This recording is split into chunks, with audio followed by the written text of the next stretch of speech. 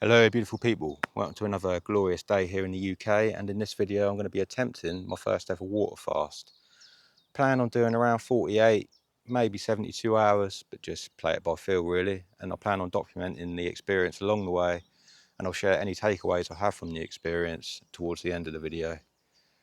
It's something that I've wanted to do for a very long time now, just never had the right opportunity, was always too busy working or training or a myriad of other excuses that I've made. But since I'm now recently unemployed and the gym's going to get closed for a few days for renovations, I feel like I'm not going to get a better opportunity than this. I hear there are a lot of great benefits to fasting, like reduced inflammation, increased cellular repair, better mental clarity, which I could do with some of that. So yeah, follow along, and without further ado, welcome to the start of my day. So let's get into it. I thought I'd start with showing you how I look now, just for a reference. I'm not really doing this to lose weight. It's more of a mental challenge for me. But as I'm documenting a fast, I thought it'd be best to include some before and after images. I've lost over 40 kilos in the past few years, and I do have a little loose skin and a few stretch marks. But considering how much weight I've lost, I think I've got away with it pretty well. I have read that fasting can help with loose skin by improving collagen production, so it will be interesting to see if it makes any difference. So weighing in at 78.7 to start. And now onto the fun stuff, starting the day with an ice cold shower. Really shakes the cobwebs off this, gets the blood pumping. Just have to breathe through that initial shock at first. I've been starting my day like this for the past few months now, and I also find it has a great effect on my mood.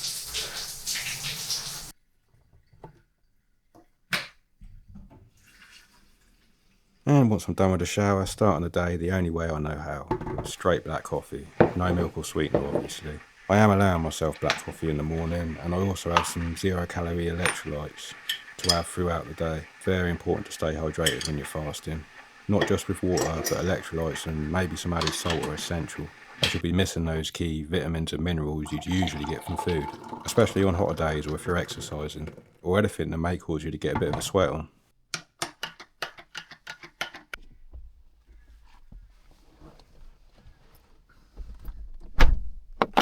After I finished my coffee, I had a few errands to run in town, trying to get a few things sorted for my great escape of the UK. And after that, I thought I'd have a short walk along the river, as I couldn't have picked a better day for it.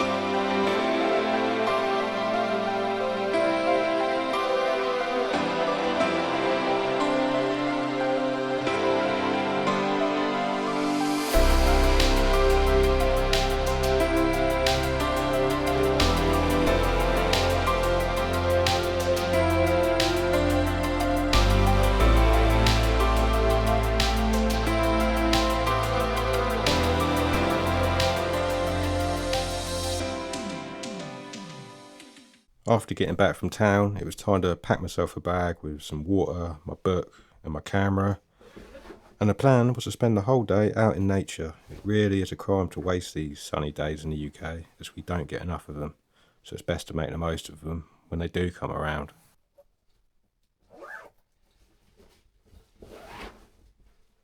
It was mid-morning by this point, and I wasn't feeling hungry at all, but it's not uncommon for me to skip breakfast, and I was making sure to drink plenty of water as always. So I set off for a long hike around the nature reserve.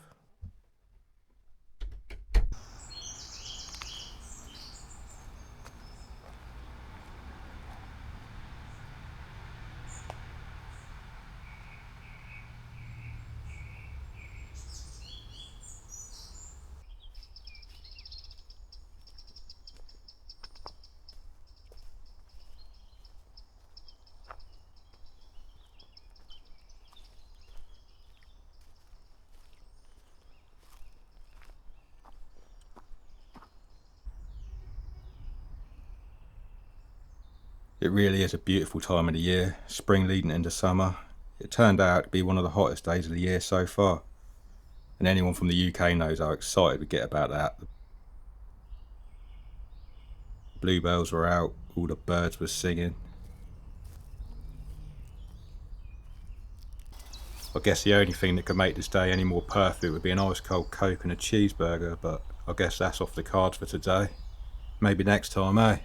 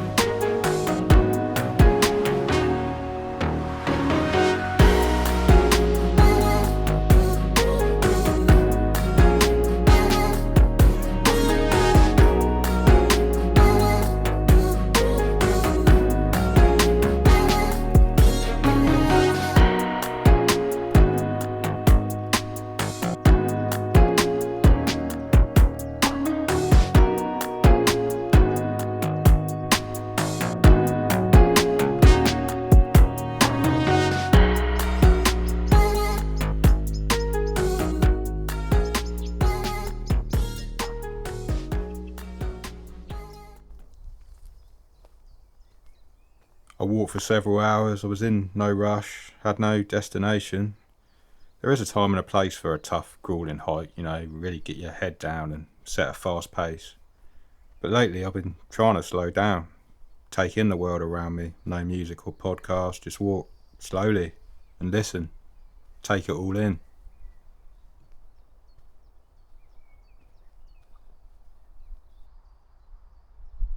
It got to around 3 o'clock in the afternoon and hunger was starting to set in, but one thing I wanted to do with this challenge was try and confront those urges, not hide from them, not seeking distractions, which is so easy to do nowadays, all the modern technology available. I wanted to just sit in the discomfort, notice it, feel it, and then move on. I've been practicing meditation for the last 6 months now, since my battle with depression ended last year. I found it a great benefit in many aspects of my life, learning to sit with emotions, not always trying to suppress those uncomfortable feelings.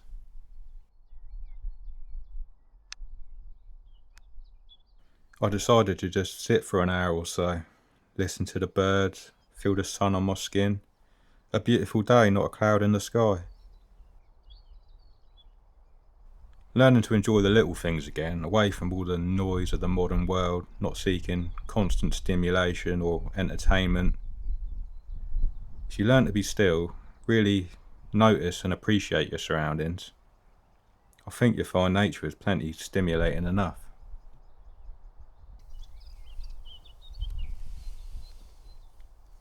I sat for a good hour or so on the bench, but eventually the ADHD won and I decided to sit and read my book for a little while.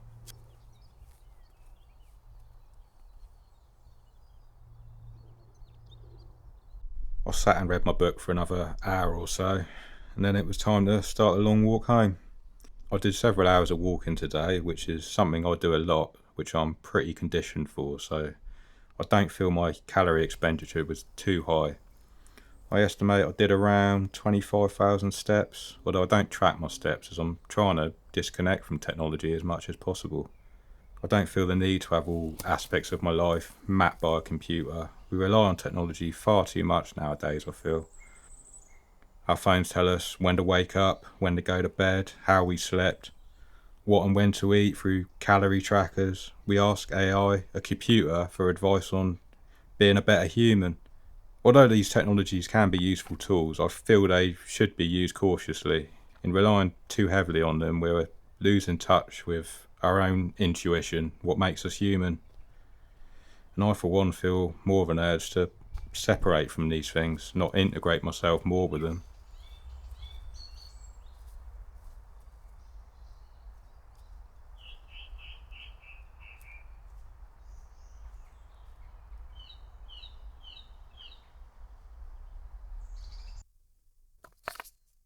So the first thing I did when I got home was have a 0-calorie electrolyte drink.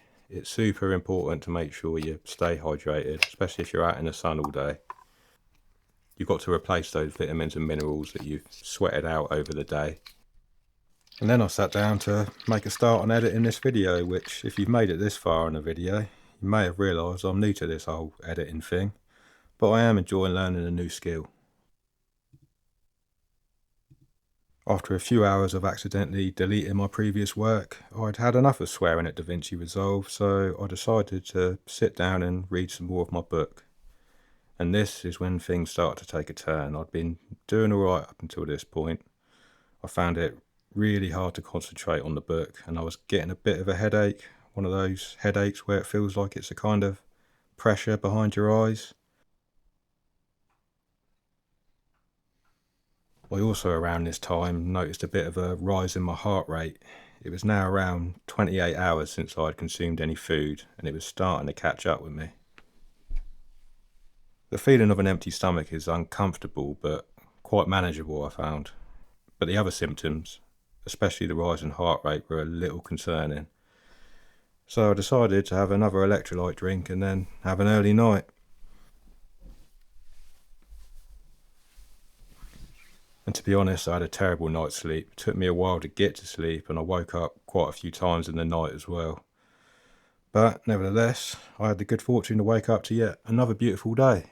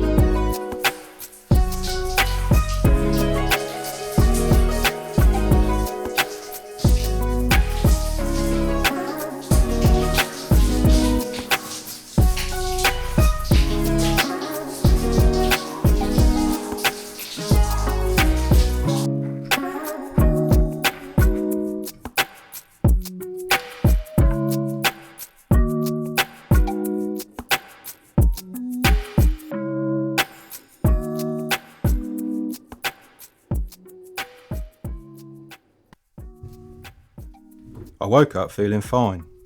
Hungry, but otherwise I felt pretty good. The headache had gone and my heart rate was back to normal. I spent most of the day just doing some housework. I also, and excuse me for oversharing, but as I'm documenting my experience here, I thought I should let you know. Later in the morning I had a bit of an upset stomach, some diarrhoea, but nothing too bad. I obviously won't show you that, as I would certainly be banned from YouTube and possibly arrested, so you'll have to use your imagination there. I still felt fine, wasn't nauseous at all, and just went on with the rest of my day.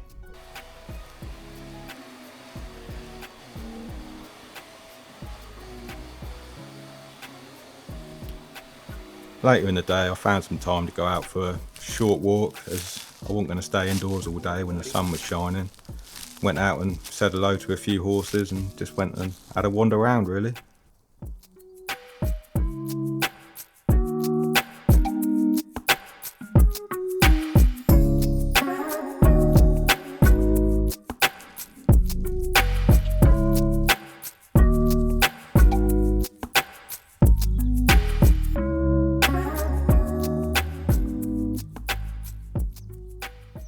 I got home late afternoon and thought I'd spend a couple more hours swearing at DaVinci Resolve. Then I thought I'd finish the last few chapters of my book. My head was feeling a lot clearer now and my concentration felt fine. I was still hungry, but wasn't experiencing any of the other symptoms from the previous day. And then around 7 p.m, I made the decision to break the fast. It was around the 50-hour mark, and I felt I could have kept going, but I decided I didn't want another bad night's sleep. So I made myself a few scrambled eggs, cooked in butter and a little bit of salt, no other condiments. And who would have thought an egg could taste so good?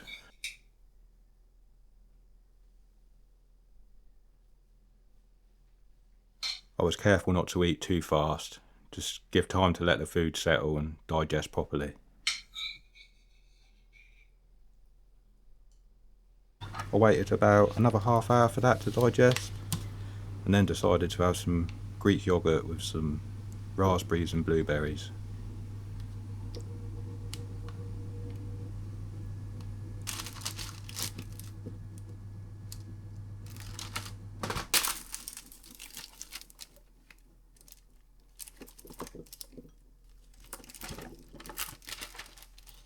As it was still a beautiful evening, I decided to eat that outside.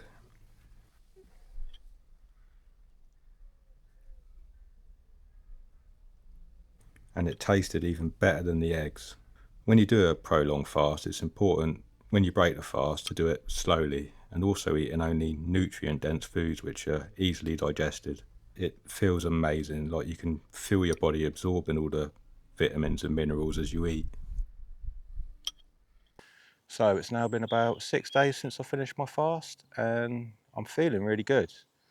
Lost about 1 kilo in weight, but it's hard to say because of water weight and things. Maybe lost a little bit of muscle mass as well, but I'm feeling really good. I do think I look a little leaner in the photos, but it's subjective. It's hard to say really. But this wasn't really ever about losing weight for me. I more just wanted to see if I could do it. It was more of a mental challenge than a physical one. I've realised how much of what I perceived as hunger was actually just cravings. And like all cravings, if you pay them no mind, they will alleviate. I noticed the cravings being most intense around the times I would usually eat. It was the same when I quit smoking a few years ago. The cravings would always be worst around the times I would usually stop for a cigarette. Breaks at work, after meals, before bed.